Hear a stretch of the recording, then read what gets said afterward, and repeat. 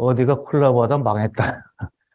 파트너를 잘못 정해가지고 이런 것도 나오고 해요. 그러니까 어쨌든 콜라보노믹스라는 말을 쓸 정도로 확산되고 있는 건 틀림없죠. 자, 왜 그럴까? 왜 그럴까? 자, 이유가 다 있습니다. 이 앞에는 하고 싶은 얘기가 있는데 빼고, 자, 여기서부터 이제 시작을 해 들어갈 텐데, 우선 제가 보면은, 수평적으로 이렇게 콜라보하는 것도 중요하지만, 이게 다 시대적 문제가 발생되고 있기 때문에 초역전 얘기를 먼저 좀 꺼내야 되겠어요. 사실 초역전이 뭐냐면, 인류 역사상 처음으로 나이 많은 사람이 젊은 사람한테 배워야 되는 세상이 왔다. 이게 초역전입니다. 아마 처음일 거예요, 이게.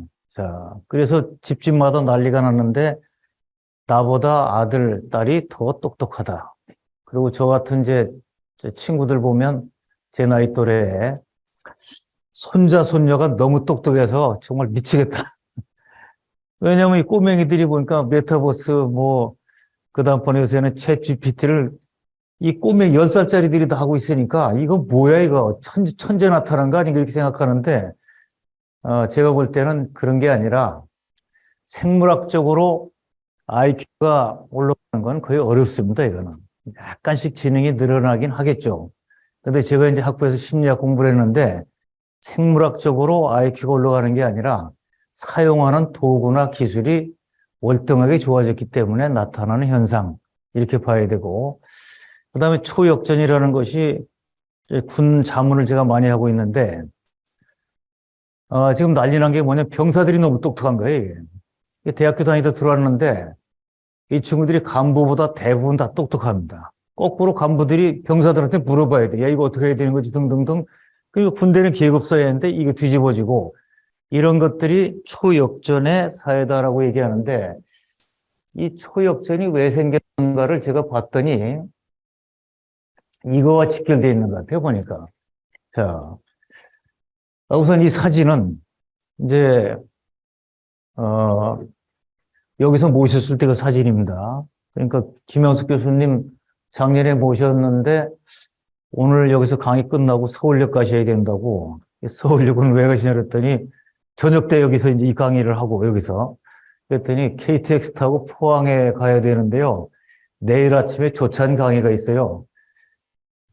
그리고 기가 막히잖아요, 이게. 부산站에서 저녁 강의를 하고, KTX를 타고 포항에 가서, 잠깐 주무시고, 아침에 조찬 강의를, 연세는 103세. 그래서 제가, 아니, 허리나 무릎이나 어깨 아프신 거 없어요? 그랬더니, 답변은 더 기가 막히는데, 보니까. 아직은 괜찮습니다. 103세인데 아직은 괜찮다니, 야, 희망이 있구나. 자, 저도, 저희 아버님이 97세에 돌아가셨고, 제 할머님은 그 오래전에 돌아가실 때 역시 90 중반이었어요. 이 집안 자체가 좀 이 건강한 유전인자가 아닌가 싶기도 하고, 또 저도 기대 수명표를 돌려봤더니 115세로 나오더라고요, 그러니까. 원장님 믿을 수 있죠, 115세. 그래서 너무 좋아했더니, 그 와이프한테 또 혼났어요. 이렇게 오래 살 거냐고. 자, 앞으로 100살, 하여튼 저는 진짜 자신이 있어요, 100살. 아버님이 평생 생활 다 하시다가, 근데 문제는 여기 있단 말이죠, 이게. 수명은 100살로 늘어나는데, 신문명 사이클은 극도로 단축되고 있다. 자, 농업혁명 발생돼서 수천 년, 그 다음에 산업혁명 300여 년, 정보화사의 30여 년, 그리고 현재 우리가 살고 있는 제4차 산업혁명은 20년 정도로 대략 보고 있어요. 실제로 클라우스 슈바프한테 4차 산업혁명이 얼마나 갈 것 같으냐 했더니 아마도 20년쯤 가지 않을까. 그런데 이게 실제로 제가 볼 때는 벌써 10년이 넘었어요. 그러니까 앞으로 제가 보기에는 7, 8년 지나면 제5차 산업혁명기로 아마 이제 전환이 또 될 겁니다. 그런데 이게 이제 근본적으로 바뀌는 거죠. 그 뉴노멀은 20년 만에. 그런데 수명은 100살. 여기서 감이 오지 않나요, 이게? 자, 옛날에는 농경사에 태어났다. 자, 그러면 태어나서 죽을 때까지 환경이 비슷해요. 환경이 비슷하면 누가 리더가 되고 누가 더 똑똑하고 경험 많은 사람이.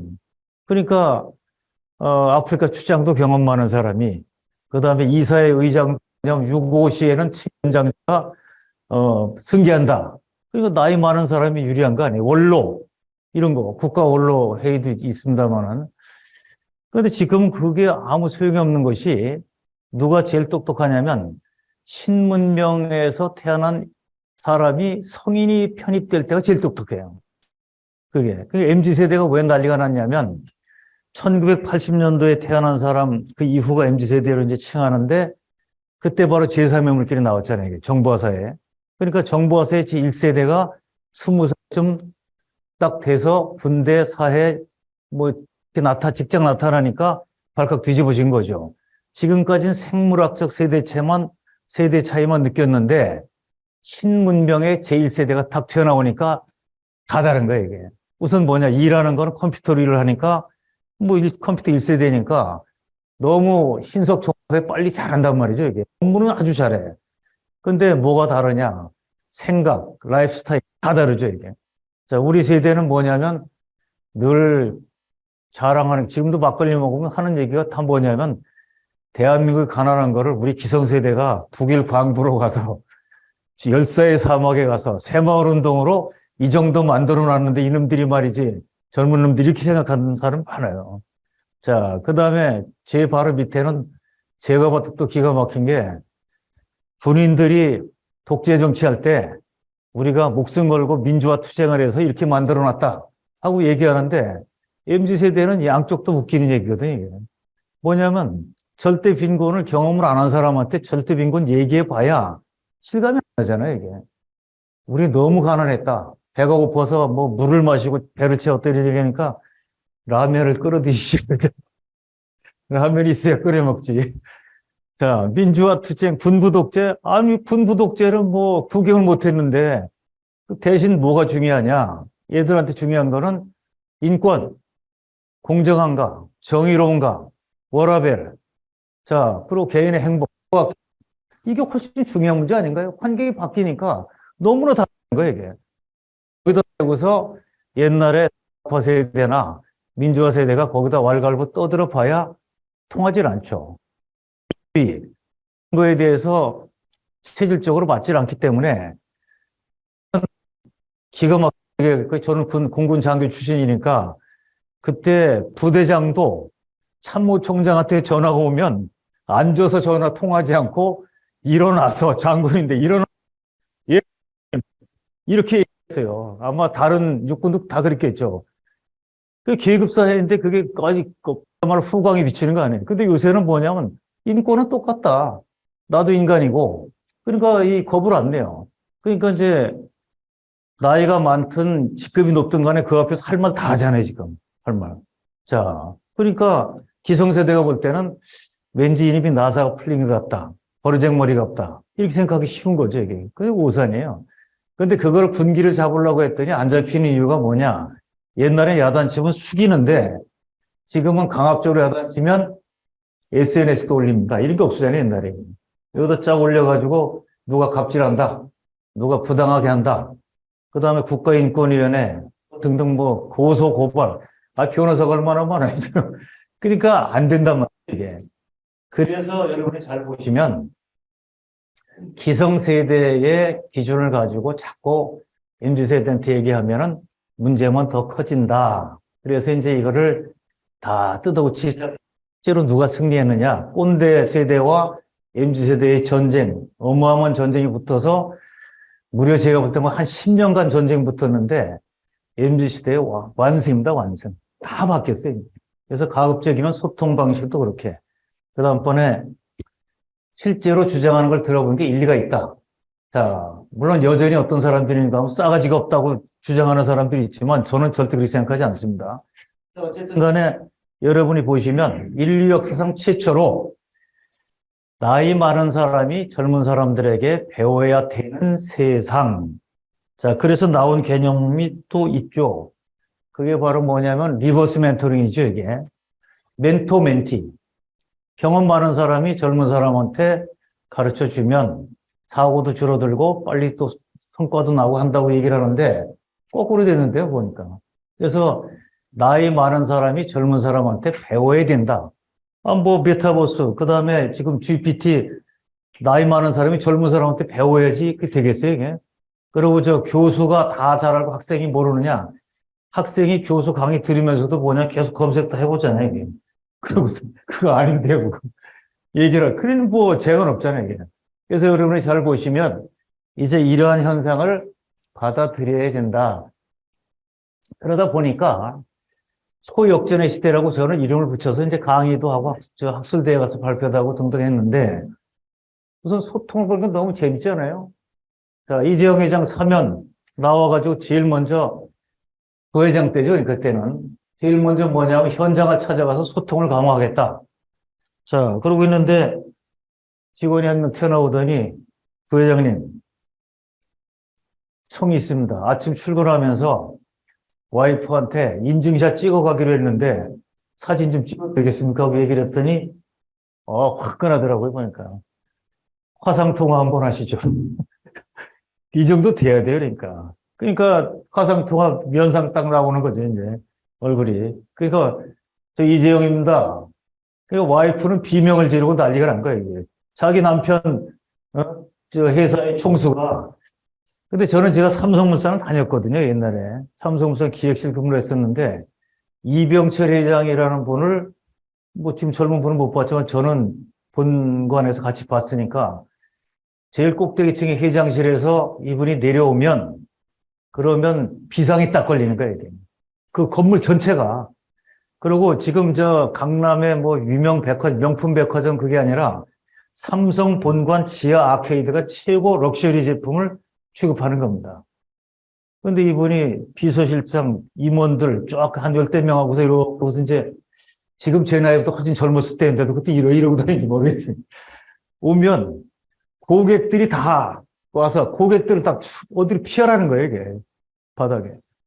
점원 다 피해. 그리고 점포마다 앞에 사장만 딱 나와가지고 이러고 서 있는 거예요, 이제. 그러면 이제 이병철 회장이 지나가면서 장사 잘 돼요. 이렇게 물어보면 예, 회장님 잘 됩니다. 그런 걸 직접 봤어요. 그 꼭 느낌이 뭐냐면 조선시대 무슨 왕족 지나가듯이. 그 다음 이건희 회장. 역시 뭐 카리스마가 범접하기가 어려운 그런 상황이고. 근데 지금 그 아들의 아들인데 근데 그렇게 했다가 다 도망가요. 그러니까 지금 그야말로 얼마나 3대 사이에 이 세상이 변했는가 하는 걸 아주 실감을 할 수 있는 거죠. 옆에 보니까 뭐 사진 다 이러고 찍는 거고, 이재용 회장 55세, 정의선 회장 54세, 53세. 자, 그래서 지금 재계에서는, 이재용 가이드라인으로 얘기를 해서 55세까지는 현업으로 뛰고, 그 이상은 다 이제 자문으로 바뀌는 게 좋지 않겠는가 하고 많이 바뀌고 있어, 사실은. 또 이제 나이 많은 사람들은 인맥이나 뛰는 게 있으니까 이제 활동을 하지만, 자, 정의선 회장도 뭐냐, 밥을 직접 본인이 가서 식판 들고 다니면서 하고, 같이 밥 먹고 얘기하고, 이거 쇼하는 거 아닙니다, 이게. 옛날에는 뭐 연출도 많이 했지만 지금 실제로 본인이 그렇게 하고 소통을 하고 있는 거예요. 저는 이 사진을 보고서 아주 경악을 했는데, 월드컵 때 너무 재밌었잖아요, 이게. 그러니까 월드컵 때 수고했다고 다 불러가지고 대통령이 이제 만찬을 한 건데, 우리 원장님은 김철균 원장님 여기 잘 아시죠? 이게 청와대 영빈관. 여기 뭐 행사하기 딱 좋은 데인데, 이게 다 불러가지고 이제 같이 하는데, 이 사진 찍은 거 보세요. 어깨 동무를 떡하지를 않나. 제일 끝내준 사진이 배를 누르는 것 같아, 이렇게 배. 이야, 참. 저는 청와대를 아주 사실은 오래전부터 다닌 이유가 KBS에서 시사 프로그램을 매일 2시간짜리 진행하니까 시사 프로그램 진행자만 쫙 모아가지고 뭐 밥을 내는 경우도 있고 옛날부터 그렇고 하고 공무원교육원장 할 때는 장차원 워크숍 사회도 보고 많이 갔었죠. 그런데 여기 대통령이 앉아서 이렇게 식사를 하면 대통령이 있는데 누가 친분이 있다고 대통령한테 직접 가서 한 말씀 드리려고 가면 경호원이 두 종류가 있어요. 딱 봐도 경호원이구나. 서 있는 것도 경호원이고 눈빛도 그렇고 이게 뒤집어 쓴 것도 경호원이라는 느껴지는 사람이 있고 표가 전혀 안 나지만 경호원이 있고 그래요. 근데 저 대통령한테 인사하러 가려고 그러고 가면은 귀신같이 누가 나타나가지고 몸으로 밀어요. 몸을 가까이 못 가게. 자, 그리고 청와대 들어갈 때 이거 다 뭐냐면 처음에는 이걸 다 들어가기 전에 걷어가지고 맡겼다가 나갈 때 주고 조금 지나니까 렌즈에다가 다 테이프를 붙여가지고 사진 못 찍게 하고 이제 MB 대통령 끝날 때쯤 되니까 그때는 뭐 살살 찍는 거 내버려 두더라고요, 이제. 그러더니 지금 보니까 그런 시대는 어디로 다 사라지고 배를 누르는 걸 보고서 제가 이 뉴스를 보고서 와이프한테 야, 이 세상 변했다. 그리고 경호원들이 저걸 보면서 무슨 생각을 할지 난 참 별 생각이 다 드는데 어쨌든 세상은 변했다. 자, 그리고 이제 지금 2010년부터 MZ세대의 시작이라면, 1980년부터, 2010년부터는 알파 세대라고 얘기를 하는데 이미 얘들이 몇 살이냐면 13살이에요. 13살이면 얘들은 지금 신기술을 다 쓰고 있습니다. 그리고 그 시공테크의 박기석 회장님도 이제 잘 아는 분이지만 지금 얘들 보면 아이스크림 그 프로그램 갖고 다 교육을 받고 인공지능으로 교육받고 다 이런 거 아니에요, 지금. 그러니까 얘들이 쓰는 기술 자체가 완전히 달라요. 얘들이 앞으로 7년만 지나면 군대, 직장, 사회로 쏟아져 나와가지고 그때는 MZ 보고 뭐라냐? 꼰대라고 그러면 꼰대. 그때마다 기성세대는 뭐냐? 한 칸씩 뒤로 밀려가는 거예요. 그럼 살아남으려면 어떻게 되느냐? 새 거를 배워야죠. 그래서 평생 사회 신입생, 사회 초년병을 4번, 5번 해야 되는 특이한 세상으로 바뀐 겁니다, 지금. 저 같은 경우도 지금 살아남기 위해서 또 직업이 그래 다행히 그러니까 계속해서 새 거 나오면 빨리 배우는 수밖에 없어요. 배우면 살아남으니까. 그런데 제 친구들은 대학 교수 정년도 다 끝났고 일반 직장은 더 빨리 끝났고 그러니까 최하 10년에서 15년 전에 다 은퇴를 했습니다. 그런데 은퇴를 해가지고 돈 있는 친구들은 골프장 가고 여행도 가고 돈 없는 친구들은 뭐 하나 봤더니 계속 당구 치고 뭐 돈 별로 안 들어가니까. 그리고 또 골프를 치러 가도 이제, 카풀 정도가 아니고, 이 한 차에 다 타고 다니더라고요, 그러니까. 그래서 어딜 가면 충청북도, 강원도, 뭐 제일 끝내준 친구가 군산 CC까지 갔다고 그래. 그래서 1박하고 오기도 하고, 아침에 일찍 갔다가 밤 늦게 들어오기도 하고, 그래서 저는 처음에 비용을 줄이려고 지방을 다니는구나 생각했는데 얘기를 들어봤더니 집에 일찍 들어가면 끝난대요. 그리고 저녁 먹으면 안 들어가. 그래서 야, 그 부인도 짜증은 나긴 나겠구나. 뭐 근데 문제는 100살까지 살 가능성이 있는데 저러고 어떻게 살죠 이게? 그리고 만나면 또 더 신기한 거는 술을 마셔다. 뭐 많이 마시도 안 됐든 마신 다음에 결국은 싸워요. 왜 싸우나 봤더니 신기하게 자기 편이 따로 있어요. 그리고 장교 생활한 사람도 좌파우파 다 있고 뭐 고대도 학교 교훈은 자유, 정의, 진리로 배웠는데 신기하게 또 반쪽해져 갖고 계속 싸워. 그래서 제가 어지간하면 정치 얘기를 하지 말자 우리. 정치 토론하러 온 거 아닌데 근데 그 또 정치 얘기를 안 하는 놈이 이상한 놈이라고 또 이제 또 싸우고. 저는 지금 제일 좋은 게 뭐냐? 문명이 바뀌는 거를 배운다는 걸 얼마나 축복인가. 저는 새 거 배우는 게 즐거워요. 자, 1980년도부터 지금 2023년까지 쫙 지나오는데 여기에서 제가 제 인생을 바꾼 거는 1980년도에 이 책을 보고 이 책이 튀어나왔는데 그때 사실은 거대한 바퀴가 2개가 있었어요. 하나는 기술적으로는 정보화 사회, 물론 기술이 바뀌면 의식도 바뀌죠. 또 한 가지는 자본주의가 이게 소위 말하는 신자유주의라는 새로운 무한경쟁 시대로 바뀐 거. 이 2가지가 바뀔 때인데 제 나이가 이때 이제 공군 장교를 마치고 나와서 삼성물산 다니면서 좋은 직장에 그리고 이제 몇 년 뛰면 해외 주재원도 가고 대한민국 뭐 삼성전자 회사 취급을 안 했어요. 가전제품 만드는 데니까.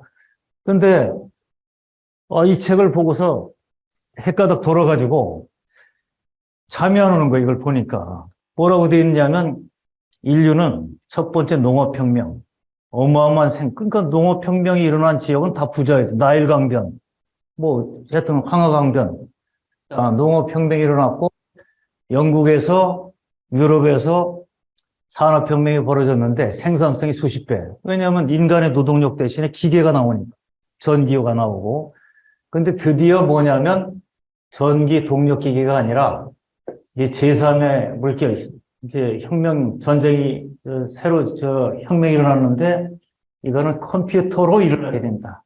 그래서 이제는 뭐냐면 인간의 육체 노동력을 대체하는 게 아니라 인간의 두뇌를 생산성 높이는 일로 바뀐다. 그 다음 제 기억에 남는 게 뭐냐면 무형자원이 중요하다. 정보, 지식, 기술, 특허 이런 것들 보이지 않는. 그래서 이제 난리가 났단 말이죠. 이 책을 읽어보니까 어떤 생각이 나냐면 우리가 만약에 조선 말기에 19세기 말에 우리가 산업혁명을 먼저 받아들였더라면 일본이 우리 식민지 되는 거예요. 뭐 간단한 거 아니에요, 이게. 근데 우리가 문 닫고 일본은 가서 서양 문명을 다 받아들여가지고 결국은 우리가 나라를 잃고 이렇게 됐는데 요게 똑같은 게 또 온다는 얘기거든요, 이게.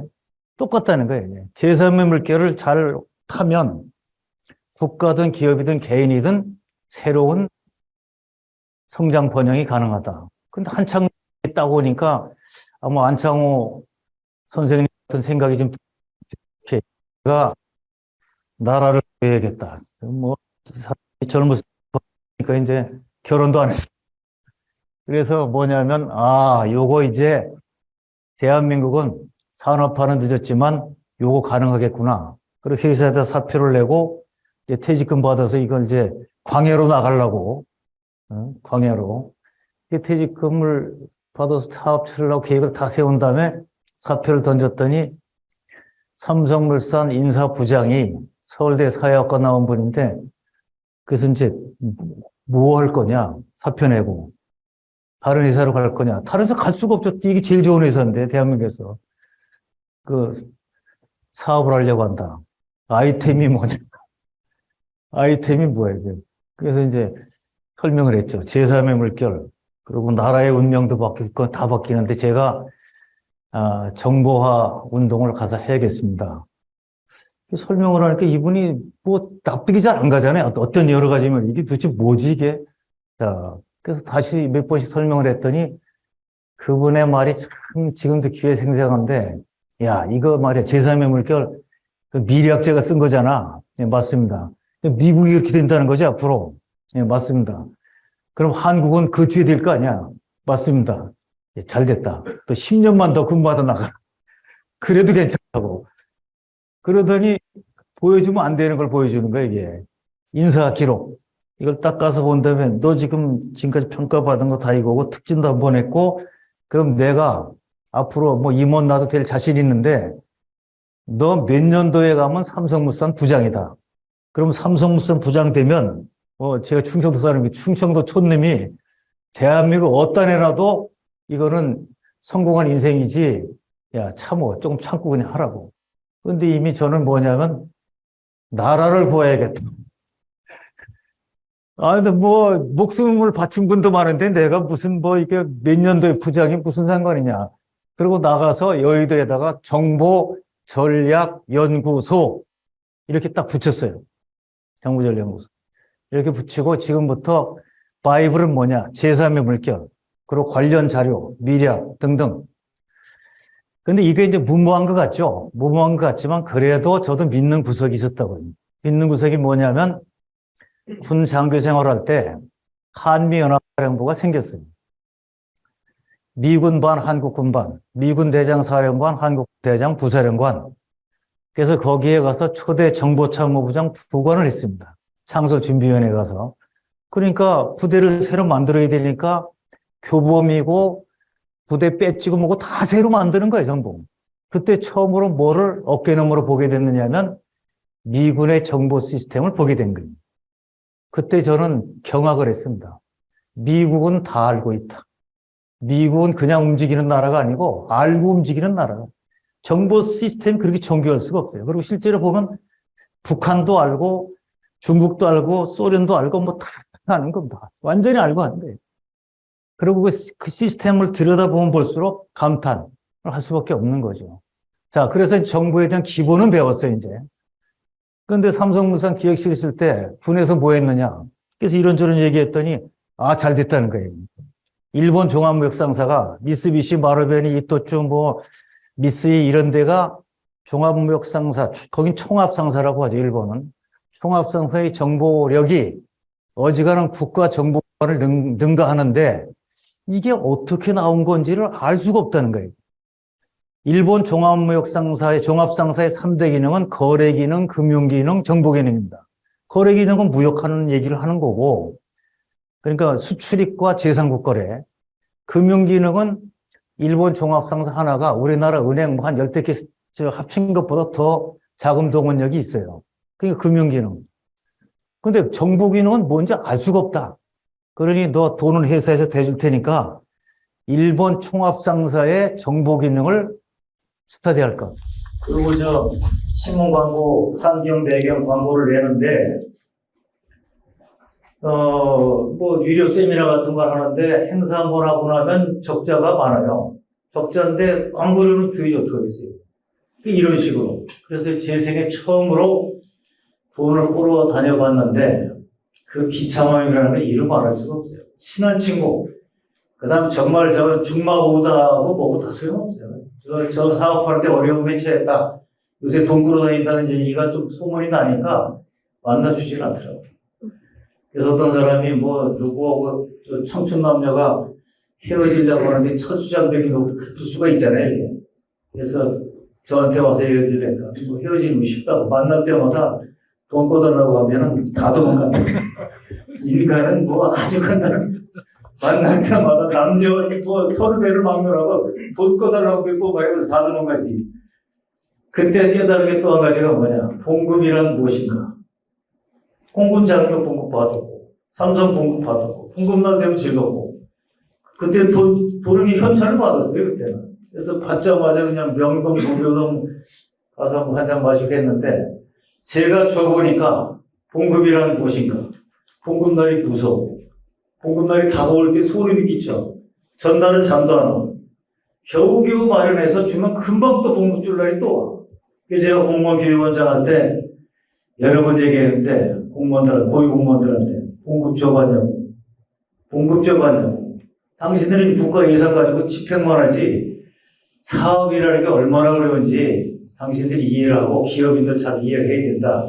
그리고 지금도 창업하고 등등하는 사람들이 있으면 제가 볼 때는 가슴부터 척하다 갑니다. 저게 얼마나 더 넘을까.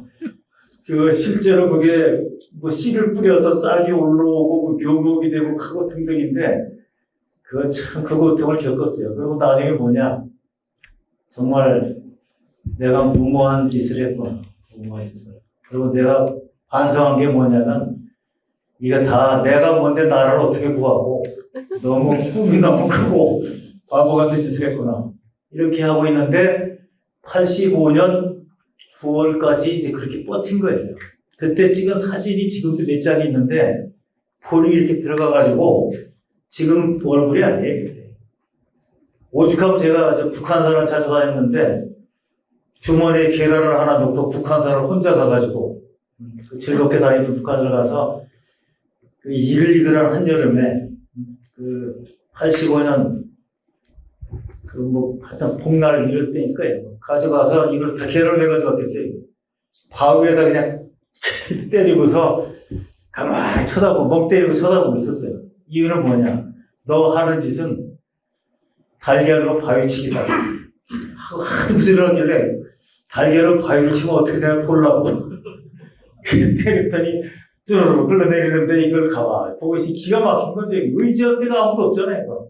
우리 부모님은 이님이 공군 장교 생활할 때 박수치고 삼성물산 들어갔을 때 만세를 불렀는데 어느 날 상의도 안 하고 털커덕 사표를 내거더니 뭘 하는지 알 수도 없는 걸 하고 다닌단 말이지. 네. 그때 안색을 보니까 망하는 거거든 이게.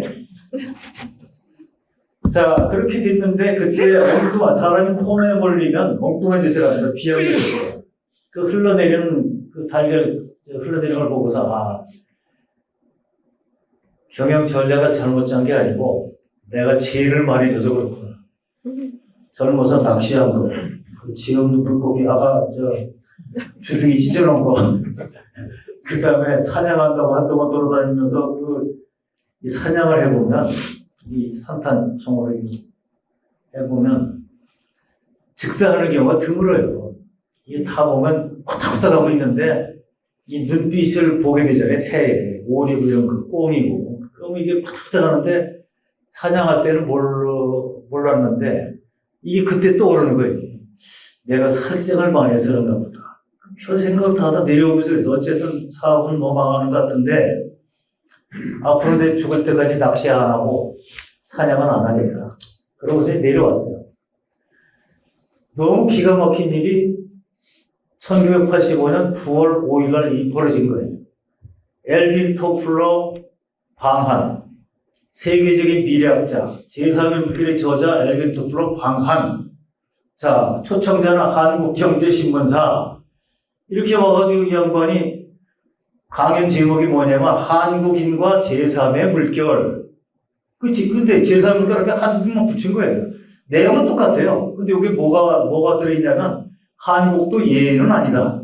요 얘기만 하는 것 뿐인데 KBS 그다음번에 전경련 상공회의소 물론 청와대 대통령 예방 등등 다 일주일 딱 일주일간 겁도 없이 그냥 거침없이 신문 잡지 방송 다 뒤집어 놓고 김포공항을 그때 인천국제공항 없을 때니까 김포공항을 나가면서 마지막 한 방이 또 끝내줍니다. 한국은 조만간 민주화된다. 야, 그때 85년대 그 얘기를 하는데 발칵 뒤집어지. 그러니까 한국은 조만간 민주화된다. 85년대. 그 이유는 뭐냐? 정보를 통제할 수 없는 사회가 되면 필연적으로 민주화된다. 그래서 한국은 이제 정보 통제는 불가능한 단계까지 왔다. 그 이유가 지금 들으니 기가 막히죠, 카세트 테이프의 보급.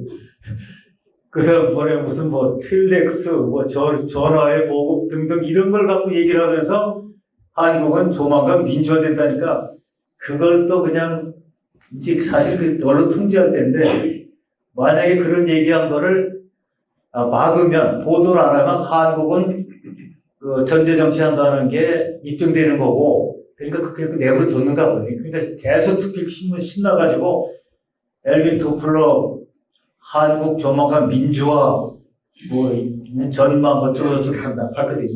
문제는 일주일 동안의 임팩트가 너무 커서 이 양반이 가고 나니까 정보와 사회가 앞으로 오는 게 아니고 이미 왔잖아, 이미. 자, 어떻게 대처해야 되는 거야? 근데 그동안에 저는 2년 동안에 계속 깨먹어가면서 유료 세미나를 하고 그 다음에 신문에 광고를 내고 공문을 보내고 다 했는데 돈벌이 전혀 안 되는 짓이었는데 사람들이 기억을 해요.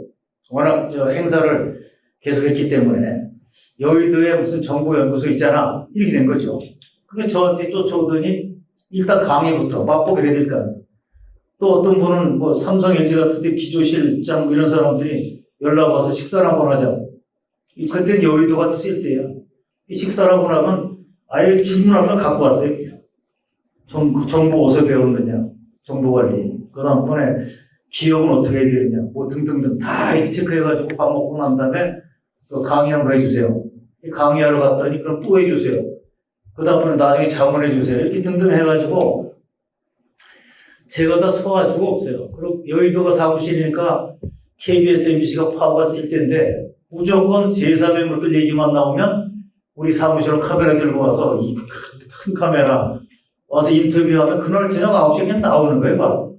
그러니까 이제 무조건 사람들이 강의 요청, 자문 등등 되니까 순식간에 강사료 별거 아니죠. 수요 공급이니까 요청은 많고 다 못 가니까 강사료도 놀러 가는 거고 이렇게 해서 순식간에 이제 유명해지기도 하고 돈도 많이 벌고 그 많던 부채는 어디로 갔는지 싹 사라지고 1년 만에 그냥 다 털어내고 이래서 사업을 하는 거구나 이제. 이래서 사업을. 그러니까 수도꼭지 풀다가 공급쟁이가 되면 사업을 한다는 건 뭐냐. 대구경으로 물이 쏟아지고 날아가고 하는 것 같아요, 보니까. 그렇게 해서 사실은 85년부터 그 이후까지는 경제적으로 큰 어려움을 겪지는 않았어요. 계속 벌어들이고 한번 세게 당한 거는 너무 잘 나가서 88년도에 강남에다가 이제 건물을 그냥 한 채를 통째로 빌려서 하여튼 뭐 정보 카페 같은 걸 차려서 일본 경제신문 기자가 와서 도쿄에도 없는 정보 카페가 서울에 나타났다. 일본 신문까지 날 정도로 난리가 났는데 다 깨먹었죠. 너무 빨라가지고. 그래서 이제 그런 등등을 겪긴 했지만 그 뒤에는 이제 KBS에 가서 방송도 아예 하고 다른 다 방송 다 마찬가지 장은 그 뒤에 또 이제 한쪽은 신자유주의 들어가니까 마이클 포터의 경쟁 전략 강의를 서울대 가서 시간 강사부터 시작해가지고 강의를 엄청 했는데 저 이론이 좀 어려워요. 여기 경영하신 분 아시겠지만 그 초기에 나올 때만 하더라도 마이클 포터가 원래 학부 전공이 공대입니다, 공대. 항공기체역학인데 이게 괜히 그냥 저 하버드 경영학으로 떠들어가지고 경영학과 항공기체역학이라는 게 융합되면서 지금까지 경영 전략이 물컹물컹한 거라면 관념적인 거라면 이게 시스템적으로 다 만드는 거거든요, 이게.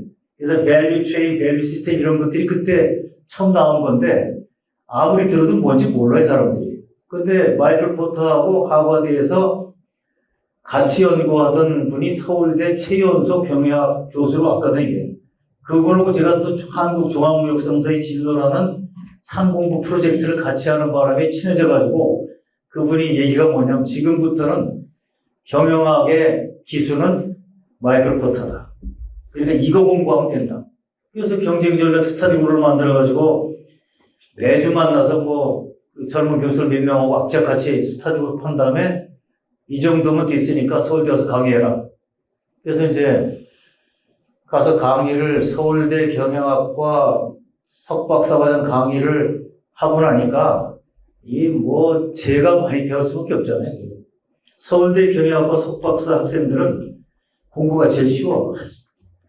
그러니까 강의하면 그냥 뭐 알아듣는 게 아니라 질문이 날카로워. 리포트를 내라고 하면 이거는 또 뭐야 이거.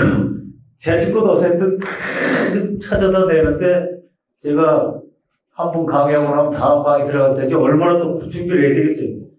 이걸 가지고 대한민국에서 경쟁 전략 제일 강의 잘하는 사람 3인방 저도 들어갔어요. 근데 그게 뭐 대통령 직속 국가경쟁력위원회까지 있을 때 아니에요. 이게. 경쟁을 아름다워 독과점 금지 예를 들어 시장 원리 민영화 다 난리 났을 텐데 강의 요청이 정부, 공공기관, 지자체, 은행권 뭐 등등 나중에 뭐까지 오냐면 대형 교회도 경쟁력이라고 또 나오는 거죠.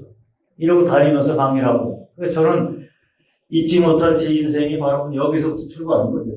초기만 고생하고 뒤에는 뭐 계속 잘 나가서 대학 총장도 하고 공무원 교원장도 하고 등등등 여기까지 흘러왔는데 여기에 인류 문명, 대한민국이 아니고 인류 문명의 말하자면 대전환점이라는 얘기죠. 그래서 제가 지금 젊은 사람, 제 아들 또래, 도쿄 밑에 젊은 사람들 만나면 야, 이제 니들은 지금 뭐냐면 제4차 산업혁명이야. 여기까지 나는 여기 살았지만 연장전 들어가 살고 있고 니들은 이건데 요거 얼마나 좋은 기회가 많으냐. 요게 이제 4차 산업혁명이라는 건 2016년에 명칭이 붙었지만 실제로는 30년 간다고 했기 때문에 이때쯤부터 시작이 된 거예요. 시작되고 명칭만 이렇게 붙은 거지. 그리고 조금 있으면 말씀드린 대로 한 6, 7년 지나면 5차 산업혁명도 또 바뀌겠죠. 어쨌든 이런 식으로 지금 세상은 변해가고 있습니다. 자, 이게 왜 네. 자, 그러면 제가 이제 정보화 사회 이후부터 빠른 속도로 세상이 변화하는데 핵심 개념이 뭘까를 봤더니 이런 말이 나옵니다. 컨버전스. 뭐 그 말이 한참 크로스오버, 퓨전이라는 말을 말했죠. 퓨전 국가, 퓨전 음식, 퓨전. 자, 또 뭐가 있나, 뭐 있나, 여기에. 커넥티드. 이런 말들이 계속 나오잖아요, 이게.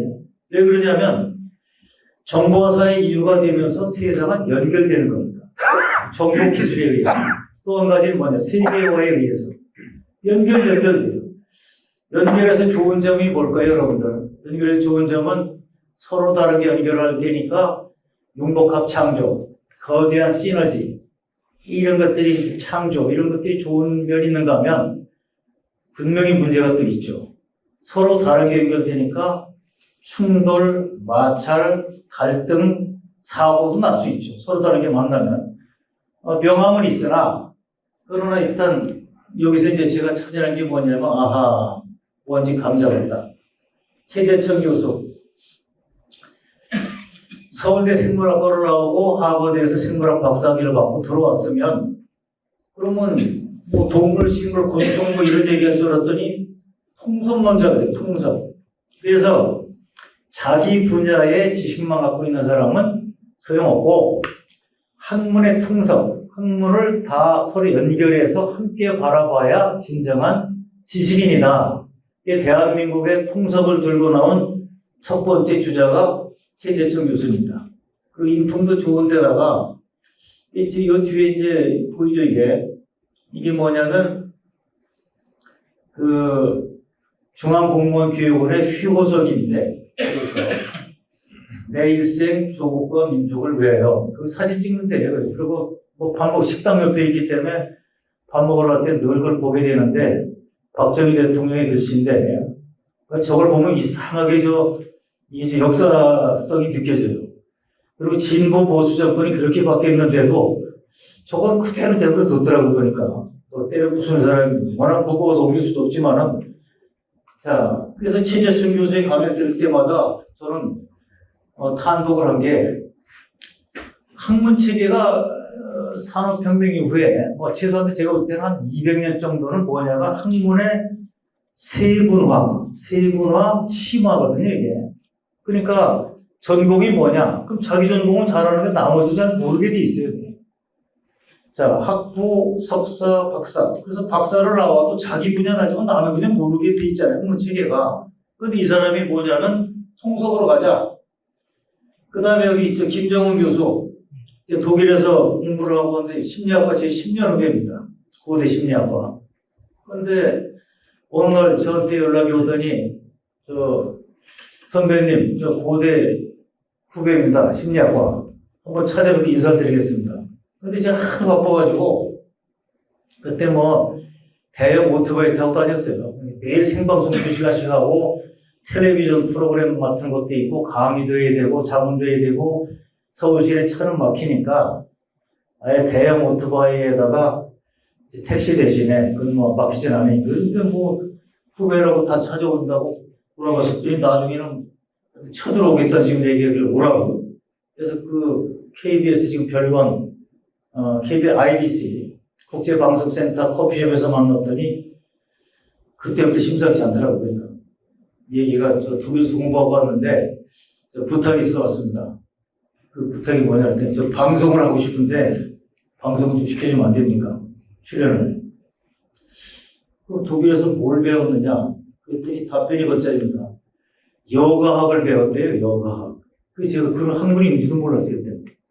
여가학이 뭐냐고. 그랬더니 아주 쉽게 얘기해요. 하여튼 잘 노는 거가 그 여가학입니다. KBS는 공영방송인데, 일을 잘하는 거를 방송을 하는 데지, 잘 노는 걸 KBS는 어떻게 하냐. 이렇게 설득을 했더니, 잘 놀아야 잘 이게 되는 겁니다. 그거를 연구하는 겁니다. 그리고 앞으로는 지금부터 한국은 잘 놀지 못하면 이게 생산성이 거꾸로 떨어지는 환경으로 바뀔 겁니다. 그러더니 독일은 어쩌고 난리가 났어요. 근데 가만히 보니까 말빨이 이게 만만치 않은 거예요. 들어보면 솔깃하기도 해요. 그래서 제가 PD한테 뭐라 그러냐면, 심리학과 후배를 하나 만났는데, 독일 공부하고 왔다 그러는데, 이게 여가 어쩌고 떠들 때 굉장히 흥미가 있으니, 월요일부터 금요일까지는 6시, 8시 퇴근 시간에 딱 업무 얘기를 하지만, 정치, 사회, 경제 다 얘기하지만, 토요일에 6시, 8시는 이게 업무 얘기하기 그렇잖아요, 이게. 어차피 그거는 문화, 예술, 스포츠 하는 거니까, 여기 집어넣어도 해철 같은 거 없었습니까? 그랬더니, PD가 아주 저한테 다 맡겨놨을 테니까, 알아서 하세요, 알아서. 그래서 제가 이름까지 붙여놨어요. 김정은의 여가 경영학 이렇게 코너를 만들어서 10분씩 매주. 그 들어보니까 완전히 방송용입니다, 진짜. 너무 재밌어요. 안 들어본 얘기라니까. 그래서 조금 있더니 뭐 아침마당으로 그다음번에 뭐 MBC로 SBS로 난리를 치더니 순식간에 이제 떠버리더라고요. 근데 방송도 많이 했죠. 지금은 여수에가 있어요, 여수. 화가가 돼가지고요. 그래서 가끔 저 서울에 심리학과 행사할 때 올라오는데 요새도 저한테 뭐라고 얘기하냐면 선배님 좀 사진 찍으려면 지금 찍으세요. 제가 세계적인 화가가 되면 사진 거의 이제 앞으로 못 찍겠어요. 이야, 참 이게 무슨 배짱인지. 근데 이 양반이 쓴 책이 바로 에디톨로지입니다. 이 책, 정말 제가 재밌게 읽었는데, 우리말로 쉽게 얘기하면 편집술입니다. 이 세상에 정보, 지식, 기술, 컨텐츠 뭐 다 나와 있다는 거예요. 그런데 방송국 PD 어때요? PD가 보면 컨텐츠, 그 다음번에 캐스팅, 음악, 무대, 뭐 미술 다 갖고 작품 만들잖아요. 그러니까 이 세상에 다 있는 거를 다 따다가 새로운 작품을 만드는 사람이 지식인이지 한물 파는 건 아무 소용없다. 뭐 맞는 얘기 아니에요. 자, 더 끝내주는 분이 또 이 양반이 한양대 유영만 교수. 브로콜레를 건축 현장에 갔더니 기가 막힌 건축을 짓는데 거기서 토막이 난 게 나올 거 아니에요. 토막 난, 예를 들어서 원목, 토막 난 무슨 파이프, 이런 것들 여기저기서 주워다가 모아다가 가구를 만들었는데 명품 가구가 나왔다. 이렇게 만들듯이 다양한 형태에 있는 거를 요것저것 따다가 새로운 작품을 만드는 사람, 이게 진정한 지식입니다. 같은 얘기 아니고요, 전부 다 같은 얘기. 그래서 저는 뭐냐면 콜라보, 서로 다른 거를 연결해서 새로운 창조를 하는 것이 이 세상의 이제 흐름이구나. 이게 아까 처음에 말씀드린 컨버전스, 퓨전, 크로스오버, 커넥티드 다 이 소리구나 하는 걸 이제 깨닫게 된 거죠. 이런 거에 실고봉이 누구냐면 대한민국에서는 이효령 교수님입니다. 이효령 교수님은 서울대 국문학과. 자, 근데 전공이 뭐냐? 국문학이 전공이 아니에요. 국문학보다는 언어학이라고 봐야지, 언어. 비교문화, 이런 것들. 그리고 실제 제가 이분 말씀 나눴더니 히라고도 공부를 하셨더라고요, 그러니까. 그래서 제가 이분을 대학 총장할 때 모셔서 강의를 듣고, 오늘 물론 저도 뭐 젊었을 때부터 저분 책을 많이 봤지만, 그 다음에 공무원 비용원장 할 때는 아예 자문으로 많이 모시고, 또 골프를 한동안 치셨기 때문에 골프도 같이 치고, 이러면서 이분과 교류를 했는데, 정말 이분은 모르는 게 우선 없어요. 모르는 게. 그 다음번에 저명한 학자가 이런 얘기했다고 인용을 해서 그냥 소개하는 거는 저분 체질이 맞지 않아요. 이 안에 들어가서 다 연결돼가지고 이효령 표로 얘기를 합니다. 이효령 교수 아니면 들을 수 없는 그거가 나오는 거예요. 융복합에 의해서.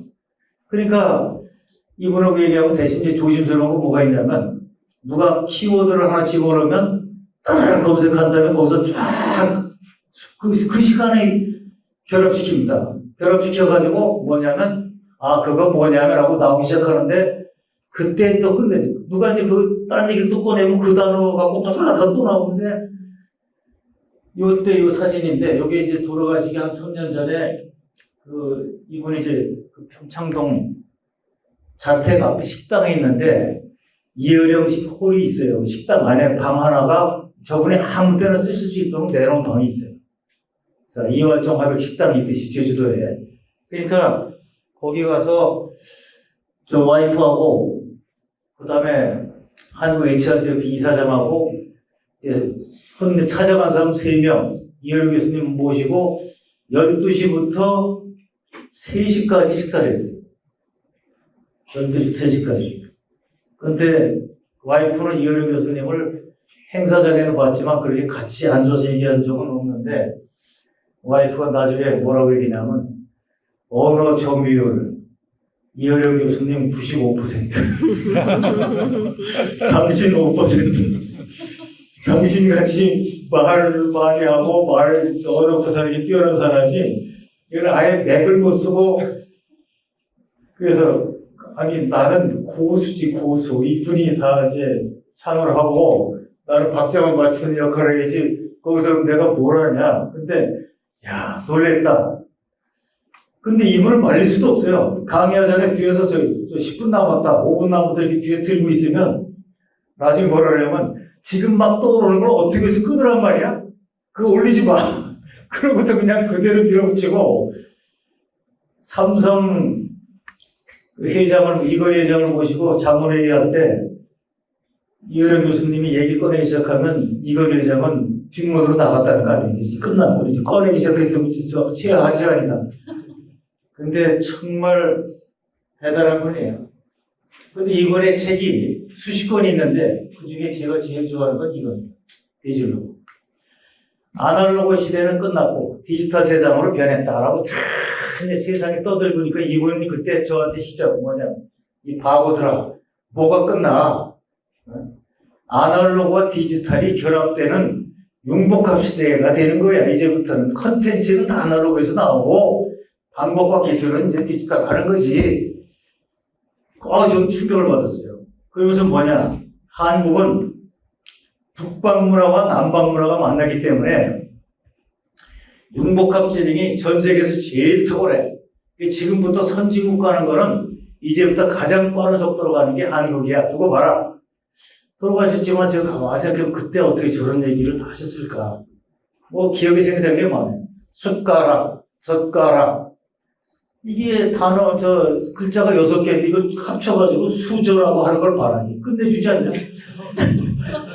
6개를 2개로 딱 해서 합쳐버리니.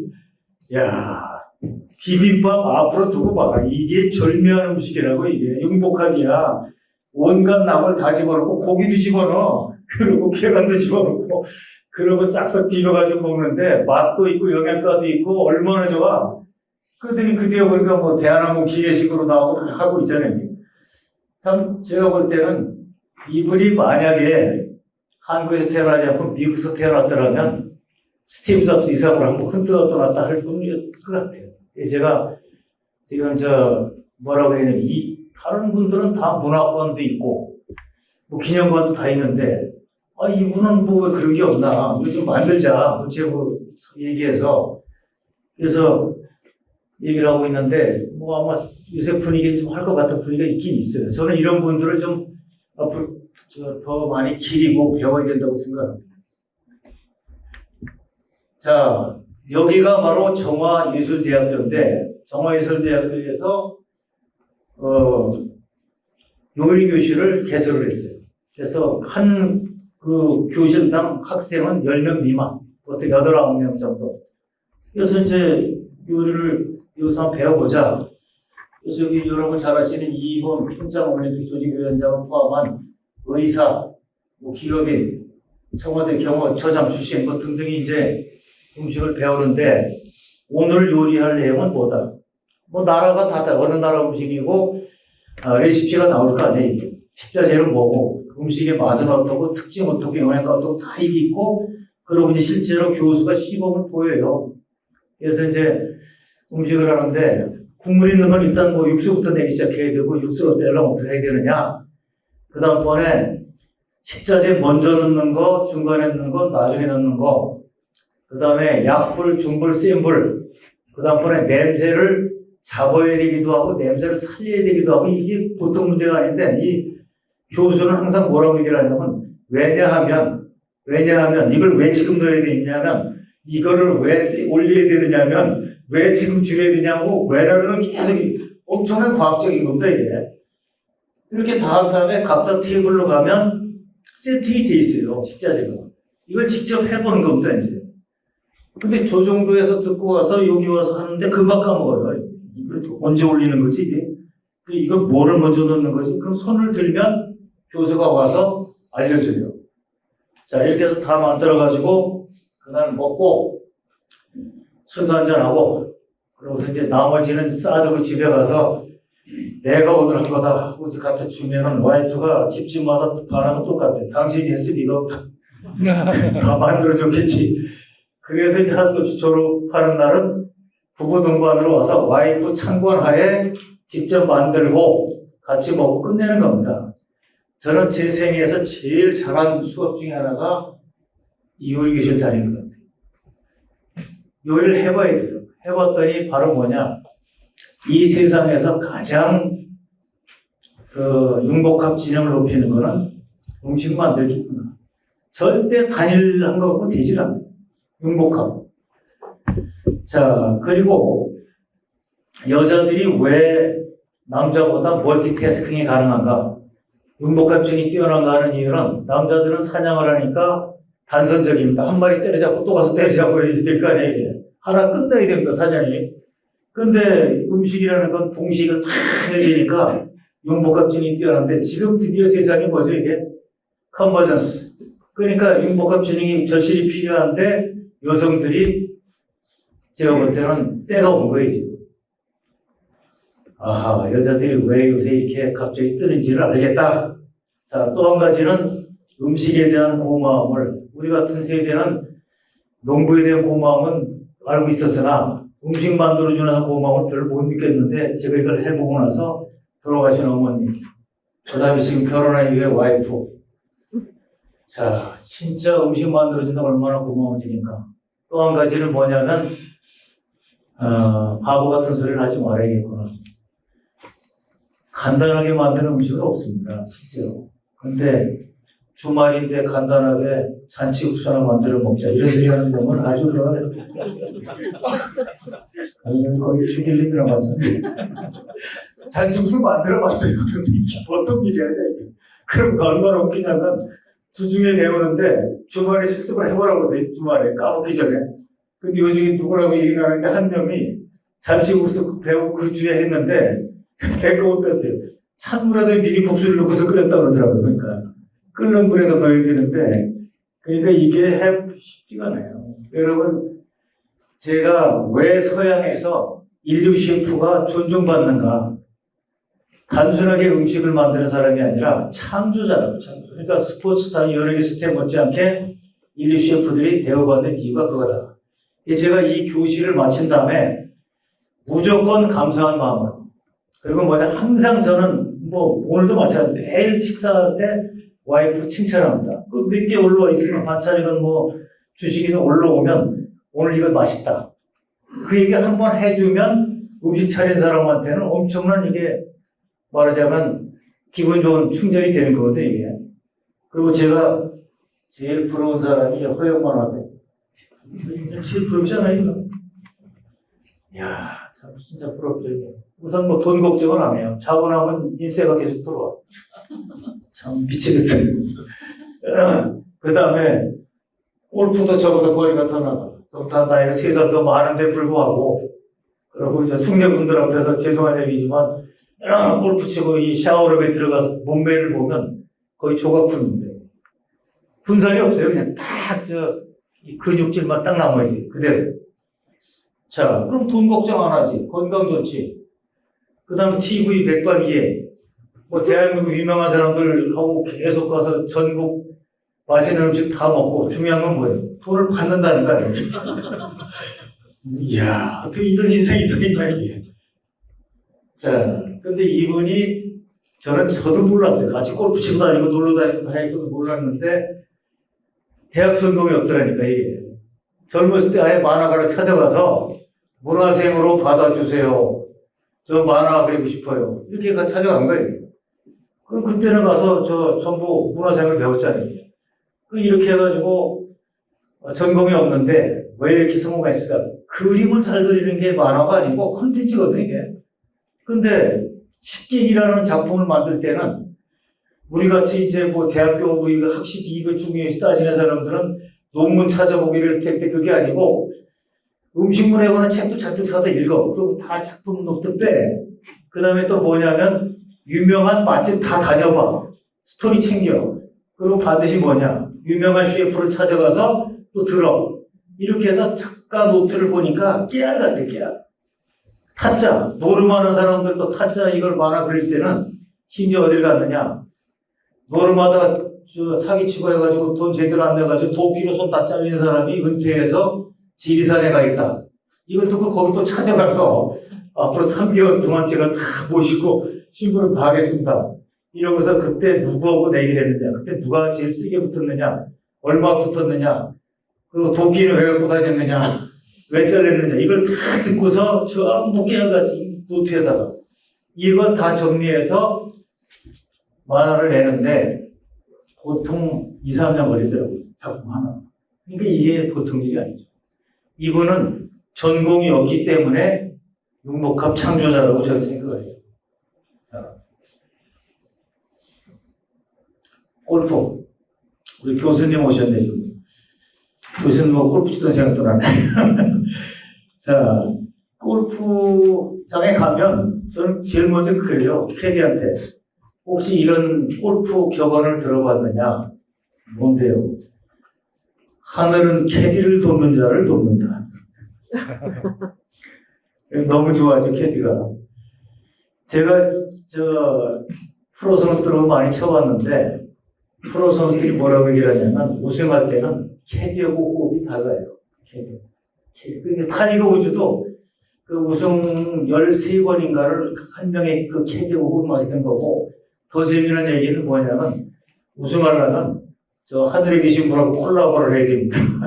하고 얘기를 하는데 골프는 뭐 자기운대체니까도 어림없어요. 그러니까 이게 안양 베네스인데 이 캐디와의 호흡이 이렇게 중요하고 저는 뭐 봉도환 선생, 권호연 고문, 박찬호, 허영만 아베, 이게 폴라 크리머, 크리스티커, 존 델리 등등 뭐 마치 막 박세리한테 상도 줘보고 다 해봤는데 책도 쓰고 SBS 골프 진행도 해보고 다 해봤는데 골프야말로 좋은 콜라보 파트너를 만나야 진도 나가지요. 절대 혼자 하는 거 아니에요.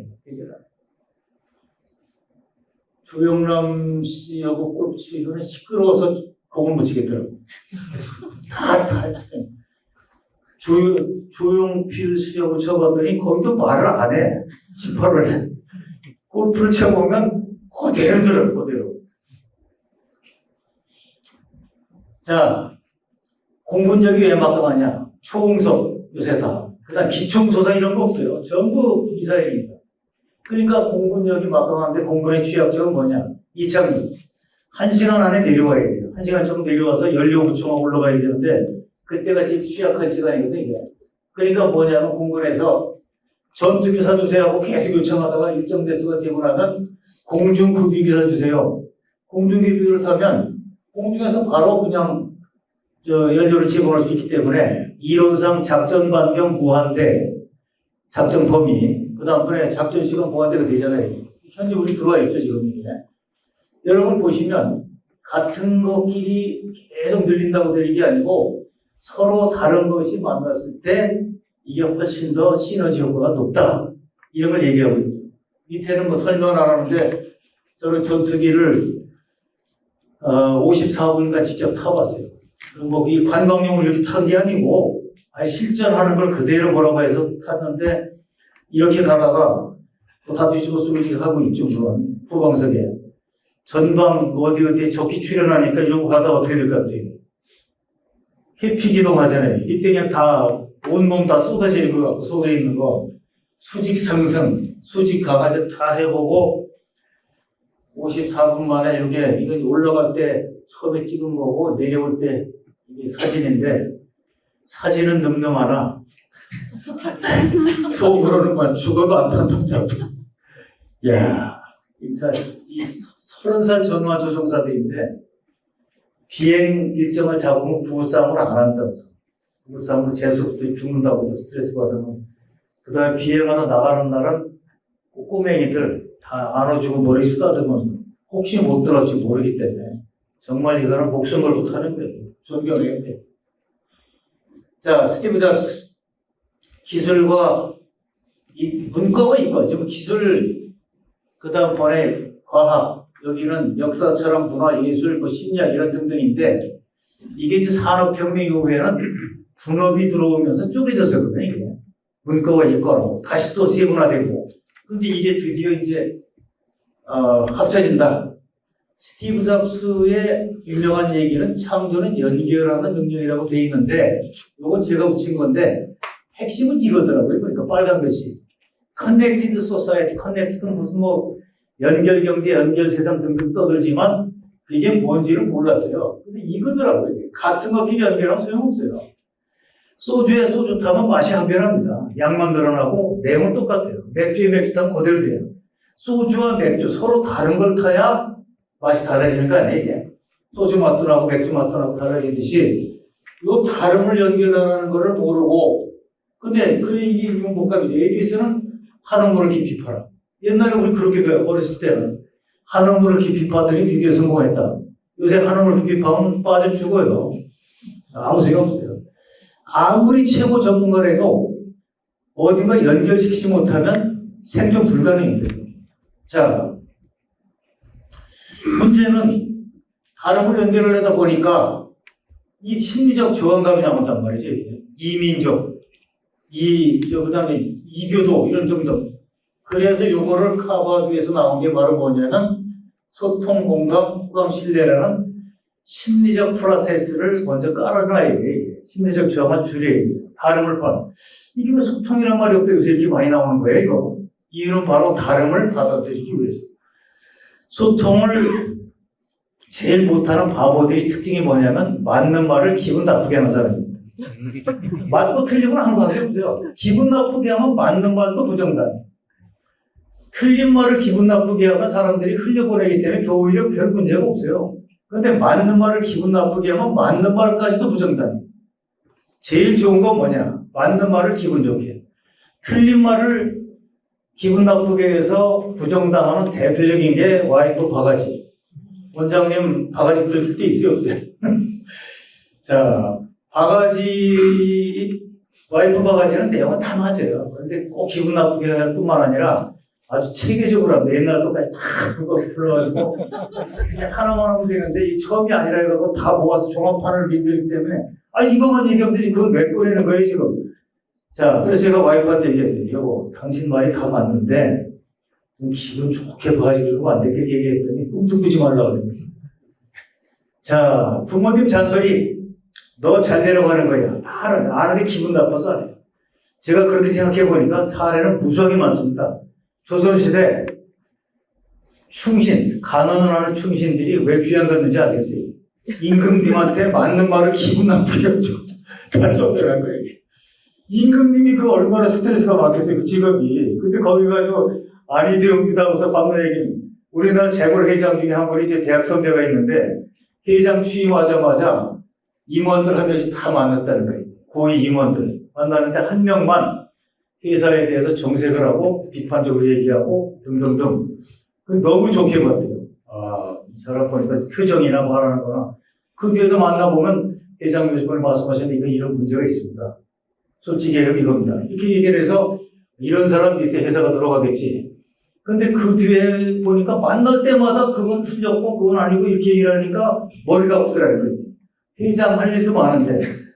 그래서 그 뒤에는 비서한테 나 없다고 얘기하라고. 그랬는데 또 없다고 하는 데까지도 있는 걸 뻔히 아니까 쳐들어온다는 거예요. 그냥 그대로. 그럼 오면 꼭 뭐냐면 뭐 한마디씩 하는데 이거 이렇게 하는 건 문제가 많다. 그래서 나중에 다행히 회장님 뒷문이 있대, 뒷문. 그래서 거 온다 소리 하면 뒤로 튀어버렸다고. 그러면서 이야, 이게 내가 정말 나도 어지간히 쓴소리 들은다고 생각했지만 계속 들어보라고 진짜 쓰지. 요새 제가 어떻게 노력하냐면 친구 후배 할 거 없이 전부 뭐냐면 맞는 말을 기분 좋게 했는데 30%, 70% 기분 좋게. 기분 좋으면 조금 사실은 좀 덜 맞은 거 받아줘요. 이거를 맞는 말을 기분 나쁘게 하는 사람의 누군가를 봤더니 고학력자, 갑의 위치에 있는 사람, 나이가 많은 사람, 나이가 계급이야. 그리고 정보를 독점적으로 알고 있는 사람, 이런 사람들이 대체를 보면 맞는 말을 기분 나쁘게 합니다. 저도 그랬어요. 그러고 살았어요. 그게 얼마나 어리석은 짓인가 깨닫고. 제가 고대 경제인의 그 골프 회장을 최근 4년 했는데, 아까 리버스 멘트를 얘기했죠. 뭐 항상 총무한테 물어본 사람 중에 제일 그냥 막내가 누구지? 누구라는 건. 자, 오늘 건배사는 오늘 가장 젊은 무슨 회원 해주시죠. 그럼 해요. 그 다음에 우리끼리 또 뭐라 그러냐면 결정을 하고 가야 되니까 오늘 최종 의사 결정은 좋은 의견이 많은데 가장 젊은 회원이 하면 어떻겠습니까? 마이크 거기다 줘요.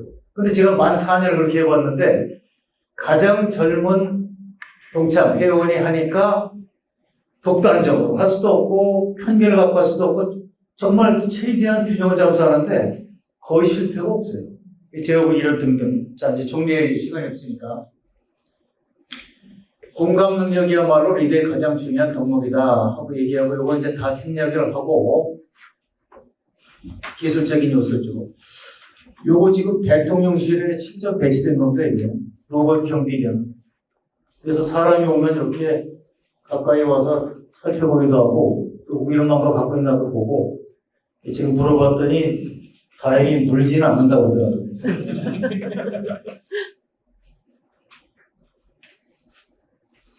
이것도 재밌잖아요, 이게. 이거 이제 한 1년간 AI 공부를 한다고 학교에 가서 이제 공부를 했는데, 제가 AI 공부한다고 뭐 개발자가 되겠어요. AI가 개념이 이런 거고, 어떤 써먹는 거고, 어떤 성과를 내더라.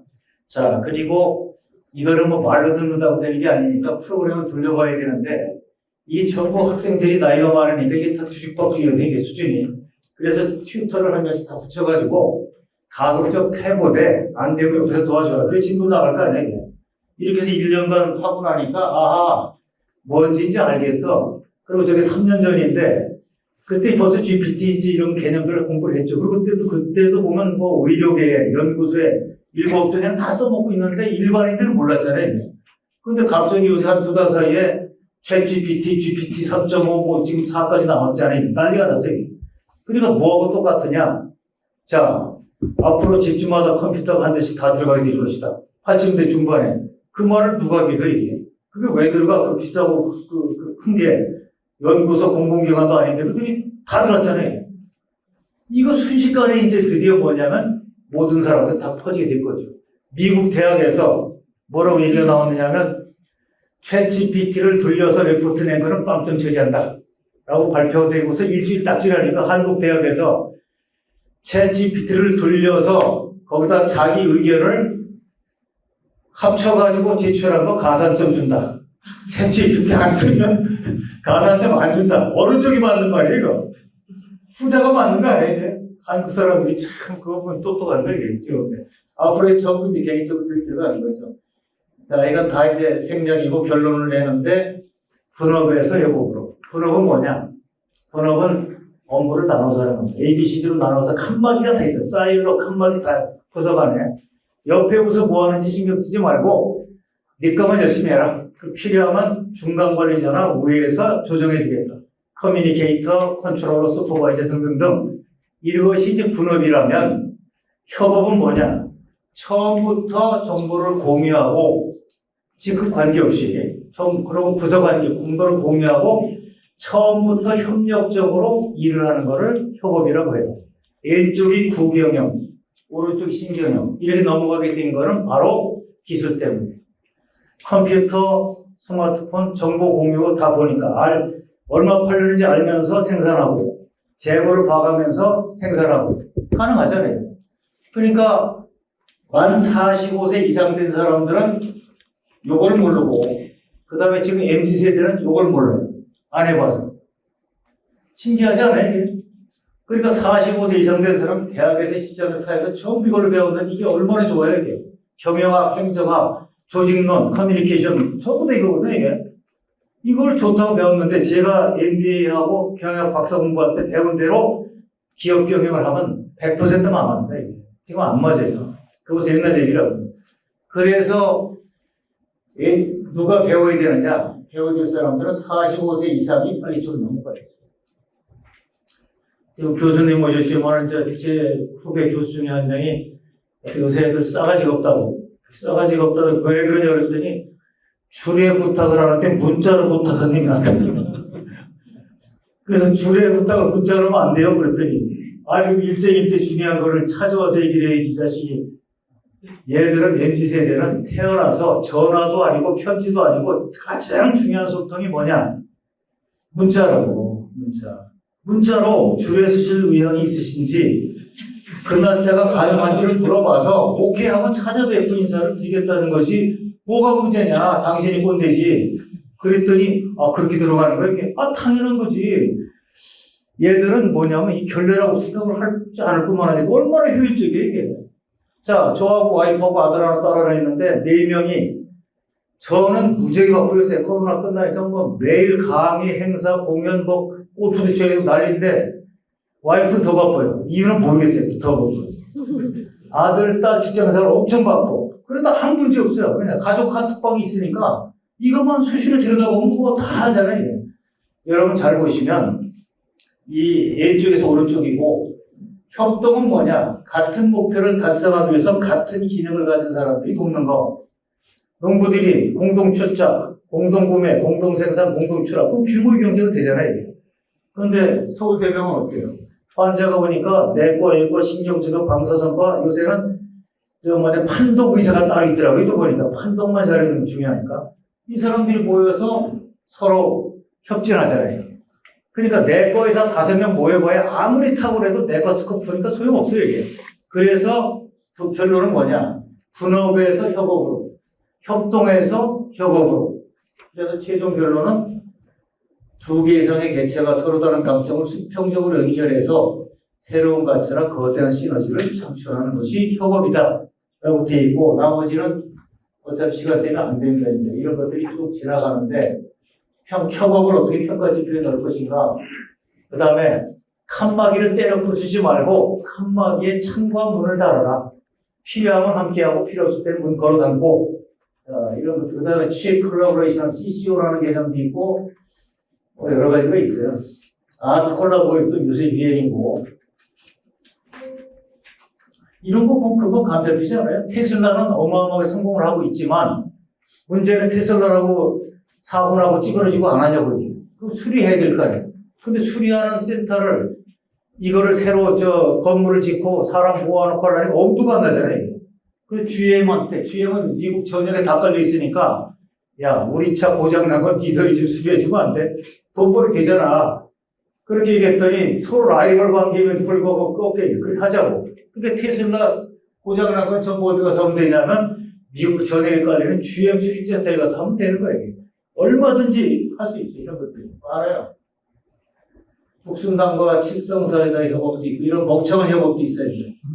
스마트폰에도 이런 어마어마한 렌즈 라이카를 끼워가지고 실패. 이거 누가 들고 다니겠어 이거를. 그런 바에는 차라리 직접 카메라를 들고 다니지. 이런 거 실패 사례도 꽤 많이 나와요.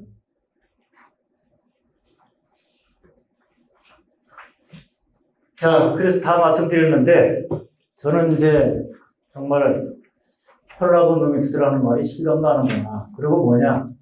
상생이라는 상생. 그러니까 이거는 삼성전자가 아무리 막강해도 삼성전자 독자적으로 못 살아요. 삼성전자에 건강한 생태계가 있죠. 뭐냐? 주주, 임직원, 거래처, 고객, 시민단체, 언론, 문화예술. 여기 뭐 다 어떻게든지 연결해가지고 건강한 생태계를 만들면 혼자 되겠냐고. 그래서 승자 독식, 뭐 무한 경쟁 이런 시대하고 또 정반대로 새로운 이런 가치 세계가 나타나는 거. ESG도 맞아요. ESG도 협업을 하는 거예요. 사실 따지고 보면. 그래서 여러분들이 이런 그 협업의 개념을 가지고 제일 처음에 말씀드린 대로 일주일에 2번만 네이버에다가 협업, 콜라보레이션, 컬래버레이션 찍어보시면 협업 마인드가 많이 높아지지 않을까 생각합니다. 자, 고맙습니다. 마치겠습니다.